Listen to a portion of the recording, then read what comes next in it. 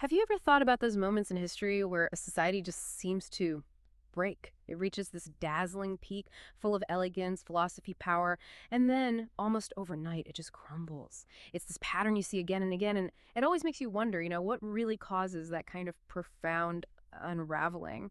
Today we're taking a deep dive into maybe the most dramatic, unsettling example, the French Revolution. But we're not just retelling the story. We want to explore something deeper. How these big historical cycles and maybe even some powerful astrological symbolism seem to line up in this, well, almost eerie way, like a blueprint for what happened. Exactly. That's really our mission for this deep dive. We're going to unpack how France, which was truly at the pinnacle of its cultural, its political influence, could experience such a spectacular collapse. And we'll specifically look at how certain astrological patterns, Pluto moving through Aquarius, Uranus hitting Leo, didn't just happen at the same time, but seemed to almost mirror this huge societal transformation.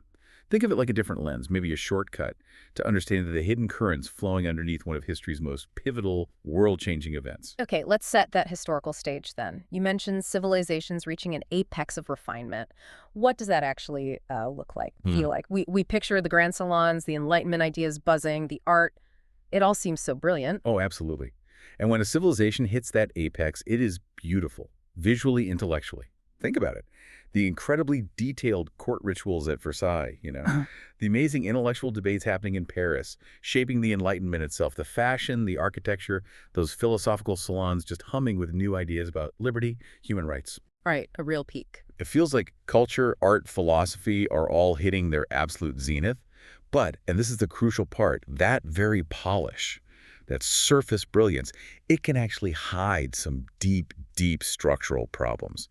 Rigidities, we're talking really entrenched inequalities, institutionalized for centuries, institutions that have become brittle, inflexible, and often an elite class that's pretty complacent. They can't, or maybe won't, see the cracks forming right under that shiny surface. So the system becomes too crystallized, too set in its ways. Exactly, too crystallized to adapt. Okay, so then what happens when something disruptive hits, like a big economic crisis, maybe a war, or even just a powerful new idea that catches fire? Yeah. Hitting a system that rigid, it sounds like it wouldn't just bend. No, it doesn't bend, it breaks. And often it breaks sharply, explosively. Not a slow decline. Not usually in these cases. We've seen this cycle before.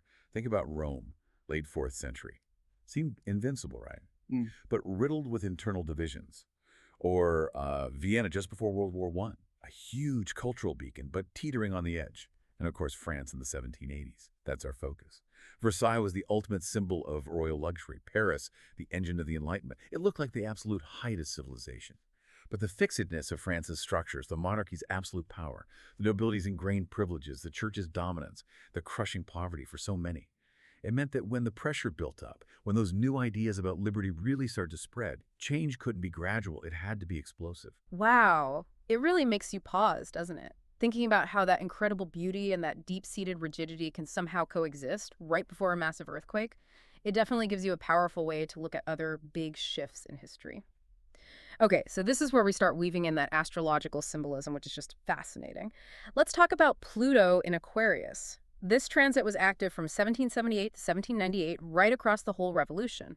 Now, for people maybe less familiar, Pluto, that's often seen as the planet of, deep transformation, death and rebirth, tearing things down to rebuild. That's a very good way to put it. Pluto is the cosmic wrecking ball and regenerator, basically. Right. It exposes hidden power, corruption, control. Yeah. It forces profound change by dismantling what's become decayed or unsustainable. Okay, and Aquarius, what does that represent? Aquarius rules the collective.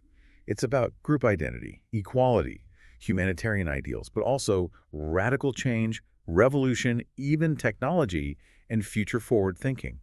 So when Pluto, this intense force of transformation, moves into Aquarius, the sign of the collective and radical change, well, you get a powerful, deep drive for collective overhaul.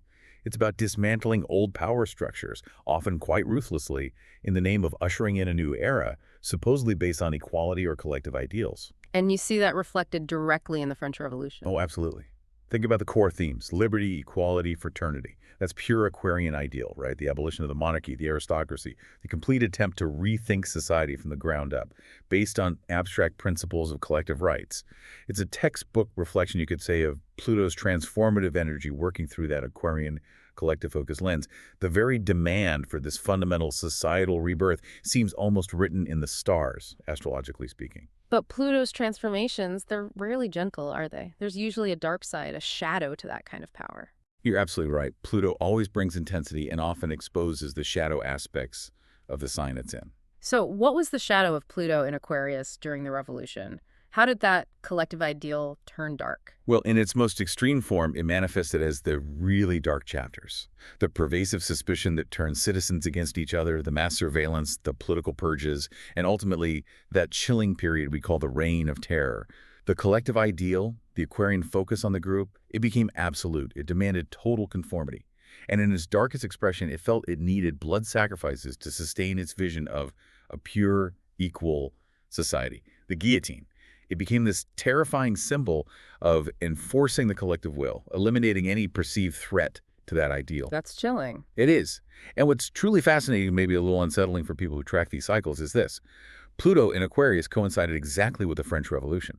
And Pluto just re-entered Aquarius in 2023. It'll be there until 2044. Yeah. So many astrologers are watching very closely now for similar societal tremors, similar intense demands for radical collective change, and maybe even wrestling with that same shadow side.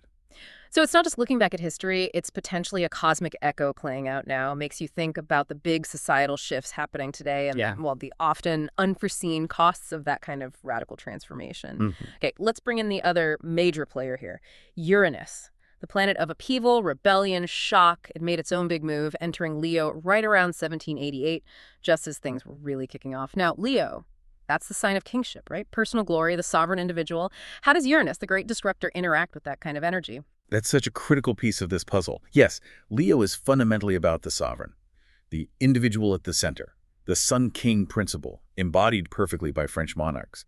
It's the sign of drama, leadership, personal glory, royalty. So when Uranus, the planet of sudden disruptive change, of revolution, of breaking the mold, enters Leo, it's like a lightning bolt aimed squarely at the throne. It signifies shocking the monarch, fundamentally dethroning that Sun King idea, and completely overturning the very concept of hereditary power, of divine right. It's a cosmic rebellion against the institution of kingship itself. And the sources mention a really powerful, almost theatrical event that seems to perfectly capture this Uranus and Leo energy. Can you tell us about that? Yes, absolutely. The guillotining of King Louis VI and Marie Antoinette in 1793. It's probably the most literal, the most dramatic manifestation of Uranus and Leo you could possibly imagine. It wasn't just an execution. No, not at all. It was a public spectacle, a shocking, definitive break from 1,000 years of French monarchy. It was the ultimate destruction of royal personhood as an institution, played out right there for everyone to see. The symbolic heart of the kingdom, its head, literally severed. And the people, the collective, watched it happen. The shockwaves across Europe were immense. It fundamentally changed how people saw absolute monarchy forever. It's really incredible how these specific planetary alignments seem to almost manifest in such dramatic, symbolic, historical moments, like history playing out a cosmic script. Okay, so we've got Pluto in Aquarius driving this deep collective transformation, and Uranus and Leo shattering the old royal order, but they were also opposite each other in the sky, right? Creating tension on what astrologers call the fixed axis or fixed cross. What does that mean for how the change happened? Ah, yes, the opposition. That's where things get particularly intense. So the fixed signs, Taurus, Leo, Scorpio, and Aquarius, they inherently resist change. They like stability, established forms, holding their ground. Think of them as anchors in the zodiac. So when you have powerful, transformative planets like Pluto and Uranus involved, especially when they're directly opposing each other across this fixed axis, the tension becomes enormous. Change isn't gradual. It isn't a compromise. It tends to be extreme, often violent, precisely because that fixed energy means there's almost no middle ground. The system is too rigid, too dug in to bend, so it snaps. Right. So how did that play out specifically, the clash between Aquarius and Leo? Well, you had Aquarius, representing those radical collective ideals, liberty, equality, fraternity, pushing against Leo, representing the personal sovereignty, the divine right embodied by the king. Each side dug its heels in. It became completely polarized, an all-or-nothing situation, either total radical equality for the collective, destroying the old hierarchy, or maintaining absolute monarchy. Any chance for, say, gradual reform, constitutional monarchy like England developed, any kind of power sharing, it just collapsed under that intense fixed pressure. The violence was, in many ways, a direct result of that inability to find any middle path. That actually answers a really big question, doesn't it? Why didn't the French Revolution just lead to slower reforms, like England's path to a constitutional monarchy? Why the absolute devastating break? From this astrological viewpoint, yes, France had this specific configuration. Pluto and Uranus locked in that fixed opposition. England's historical path involved different planetary energies, different aspects over a much longer period, which allowed for more gradual evolution, more compromise, frankly.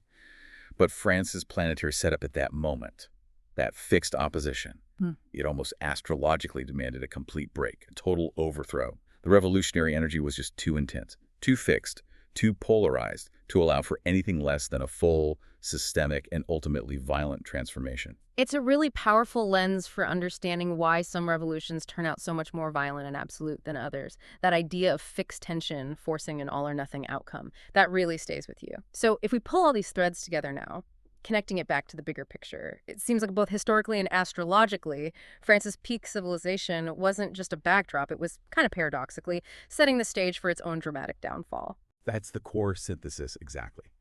The incredible refinement, but also the deep structural rigidity of Versailles and the whole ancient regime. It didn't just exist alongside the revolutionary impulse. In a way, it mirrored that fixed sign entrenchment we talked about. It created a system that was beautiful, yes, but also incredibly ripe for explosive change because it couldn't adapt. Then Pluto enters Aquarius, acting like that cosmic force demanding the death and rebirth of society, driven by the collective will, tearing down centuries of tradition. And right at the same time, Uranus in Leo hits, shattering the old order of royal drama, of personal sovereignty, culminating in that visceral, symbolic destruction of the monarchy itself. You put them together in opposition. And these powerful planetary influences created this intense all-or-nothing transformation.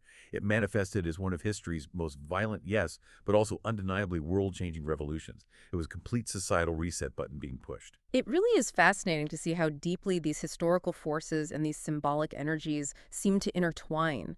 It offers such a layered way to understand these huge pivotal moments.